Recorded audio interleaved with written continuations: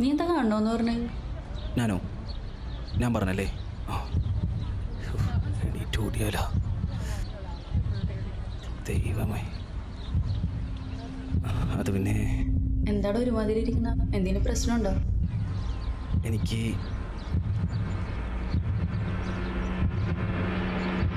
എനിക്ക് ഒരു 2000 രൂപ എടുക്കാനായിട്ട്. കടായിട്ട് മതി.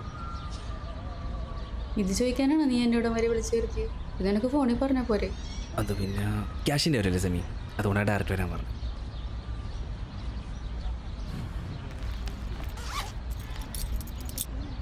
നിന്റെ പേടിയും കാര്യങ്ങളൊക്കെ കണ്ടപ്പോൾ ഞാൻ വിചാരിച്ച്. നീ എന്ത് വിചാരിച്ച്? എന്നെയൊക്കെ അല്ല, നീ എന്താ വിചാരിച്ചെന്ന് പറഞ്ഞില്ലല്ലോ. ഇനിയിപ്പോൾ അതിനെപ്പറ്റി പറഞ്ഞിട്ട് വല്ല കാര്യമുണ്ടോ? നീ അതല്ലല്ലോ ചോദിച്ചത്.